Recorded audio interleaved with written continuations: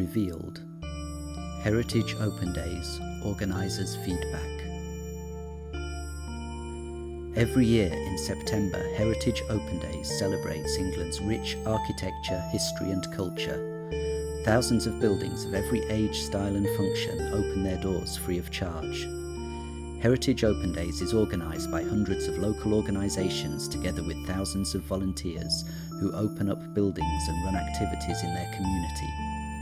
English Heritage provides guidance, central coordination and a national voice for the event. This is the first year that Hastings and St Leonards has been involved with Heritage Open Days. In 2010, a group of organisations worked in partnership on a coordinated approach to the event programme in Hastings and St Leonards. This is their response to the events.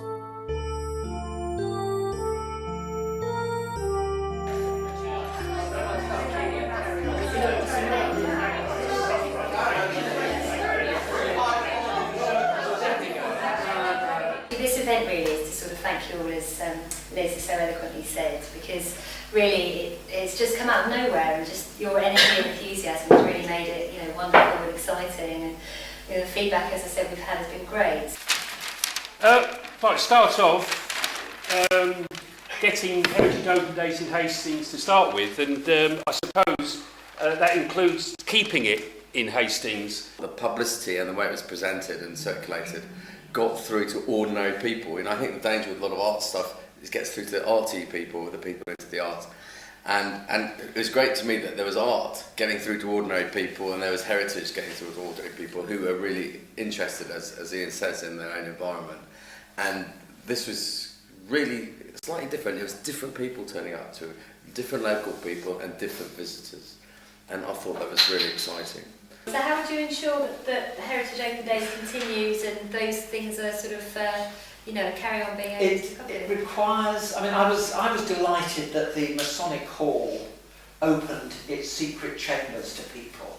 And that all the people that I talked about it were fascinated by this. It didn't actually cost much, if anything.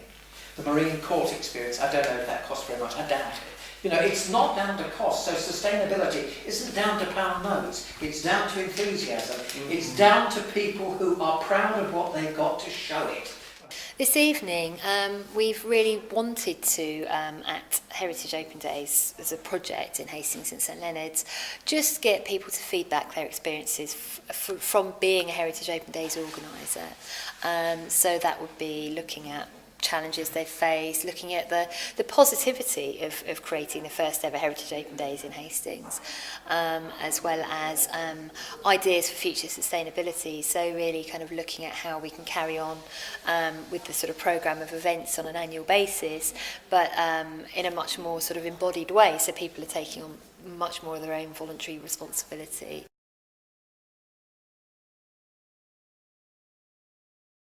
This is the first ever programme of Heritage Open Days in Hastings and St Leonards, so it was really exciting in that sense. It was the first sort of a whole plethora of events that happened this year. So really it was about sort of setting up a steering group to help sort of marshal the troops and create this sort of epic event, encouraging people to get involved, getting volunteers involved, finding enthusiasm, marketing the events, and just generally sort of helping to promote Hastings and St Leonards as a sort of place full of vibrant and exciting buildings, events and creative activities. The actual open day went over the 3 days and we were packed out. People came from all over the country, they were emailing, they were ringing up the gallery, they were ringing up Kath Tajima-Pal. We had tours round the building and they stretched for, they didn't think about limiting them because it hadn't occurred to anyone. And if you just looked out across the road to the seafront where the tour was going on, there were about 70 people on each tour wandering around. And the feedback was very, very good. The one that I was most involved with the Marine Court one, was enormously successful. And I was quite taken aback, the degree to which people really enjoyed finding out about the history of Marine Court. It was astonishing. They spent an hour reading through everything and looking at all the pictures really carefully. People were asking questions all the time. We had loads of information there, so there was lots for them to look at. And it was an amazing success. And people just really enjoyed it.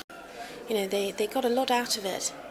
You know, they commented very favourably. Well, I was absolutely surprised at the number of visitors that we received. Both the Ice House and the Walled Garden had a constant stream of visitors, lots of families, and this was specifically with the Walled Garden, just the number of visitors and the interest that they had, and I suppose over the 2 days, the amount of feedback that we've had of people coming back, asking to be involved with what we're doing in the garden. So we've had quite a bit of feedback and more people, more members as a result of them being encouraged to come on the Heritage Open Days. It was a great way of being involved with English Heritage, which is a fantastic partnership for us, and also a fantastic opportunity to get part of national publicity, to be part of a nationwide campaign that was going on. And also the theme of heritage is perfect for us. It's completely pertinent to the Heritage Lottery Fund and all of the work that we're doing there. So we were really excited about it. It was a lot of work to get it ready, but we were really pleased with the end result. We had fantastic turnout. We put on lots of different events. We had sea shanty singing. We had fishermen doing talks about the history of the Hastings fishing fleet. We had film screenings inside net shops. We had guided walks around the fishing area. We had our artists doing residencies. So we had a whole hive of activity going on, and they were all really well attended. And it was lovely because we got lots of different people coming from all over the country who hadn't come to our part of the world before, who would come especially because of the Heritage Open Days. So it was really well attended, very exciting. Well, they were extremely popular. I think we could have had 3 times as many people on the walk at Orr Library, and we had about 115 people attend the Brassey Collection exhibition at the library. It was extremely well organised, the publicity was very good. The actual handout that we had was magnificent. It was very, very clear for people to read. And got very, very favourable reviews from everything, really, very positive feedback.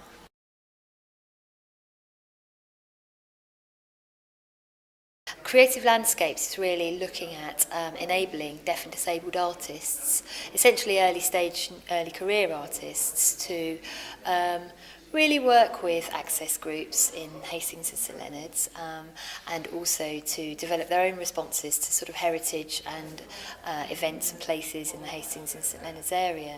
We've been lucky enough to recruit disabled artists, and this year we had a focus on the Stade, which is a major centre of hub sort of activity in Hastings, and we were able to recruit 2 disabled artists, Sally Boo, who's a fine artist, and Lynn Weddle, who's a photographer. And Sally, she was doing really beautiful drawings and paintings onto pieces of wood, which were of net shops and the fishing nets, the lobster pots, all of the kind of the fishing paraphernalia.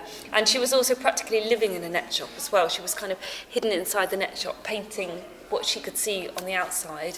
And then over the Heritage Open Days weekend itself, she built a tent, like a little baby net shop in between the net shops where there was a space of one, like a kind of ghost space.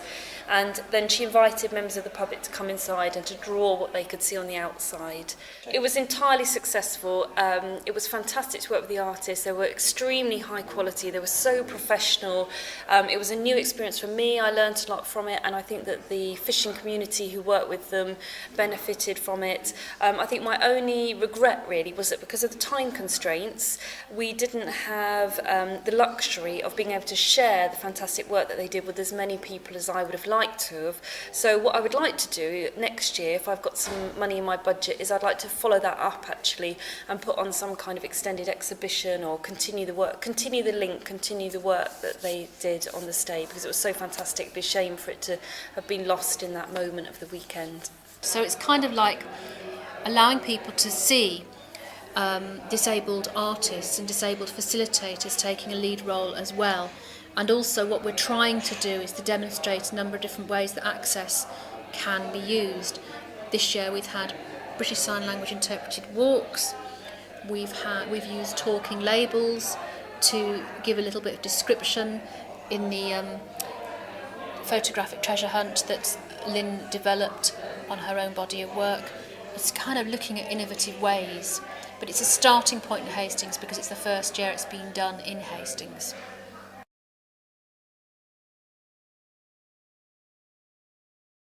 There was a lot of negotiations that had to happen to kind of get people enthusiastic and on board, and as I sort of mentioned, so that was quite difficult. That took a lot of, just going backwards and forwards and changing things and listening to people. It wasn't really a challenge. It was a really nice process, but that took up a lot of time.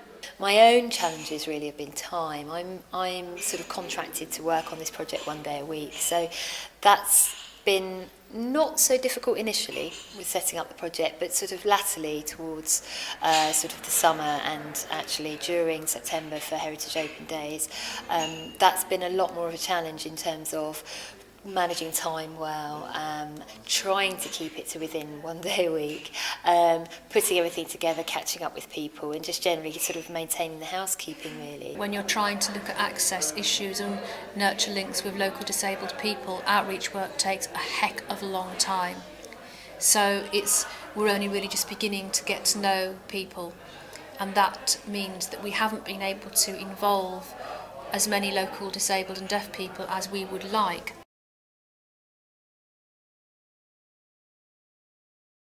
The walled garden, there are several approaches to it, and I don't think that those with disability were really made as aware as they could on the best places to park and get to the garden, and that's something that possibly could be addressed within the website if there was a more specific opportunity to give detailed access to those with disability.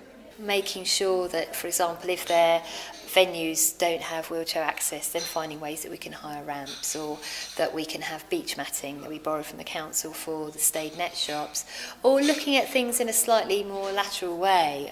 So thinking that it's not all just about physical access, and perhaps if someone is partially sighted, then you can have talking labels for photographic images, for example.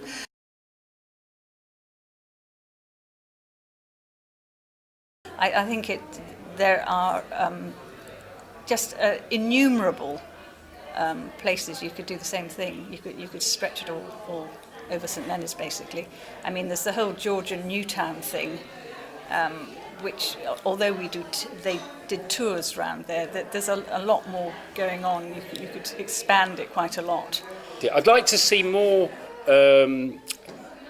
heritage issues and buildings and possibly modern architecture, so more architecture and design. The Residents Association of Marine Court Building, I think they were really pleased. They were absolutely thrilled and delighted with what Hastings Borough Council and the Heritage Open Days had done, and so I think they'll definitely take a lot of the mantle for next year. And I think the businesses will too, because it gave them a lot of business, and they made a lot of new customers, and it was really enjoyable. Those people who have businesses there, they particularly like that area and the history of it all. And so I think it will have its own momentum, I think, from next year, and the galleries too also. So I'm quite confident that it'll carry on. I mean, I think they're a brilliant idea.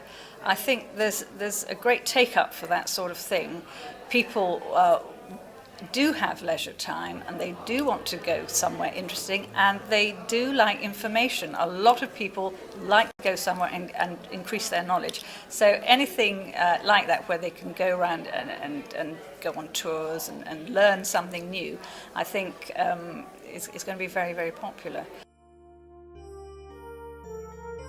It was great fun to do, but it was very, very amazing, really. I couldn't get over the interest that was generated from all over. They came from London, they came from Brighton, they came from the home counties, they came from Kent. We are making a shift in people's awareness of access issues. We are making a shift in people's perceptions of disability. We are making a shift in thinking about local sustainability. And that's why I got involved, because I knew that this project would make a difference. It already is, and it will continue to do so. It was a success for everybody involved, and it was a lot of fun. Many thanks to all Heritage Open Days organisers and supporters who came to the celebration and evaluation event on the 1st of November 2010 to give their feedback and help shape a successful and free future programme of Heritage Open Days in Hastings and St Leonards.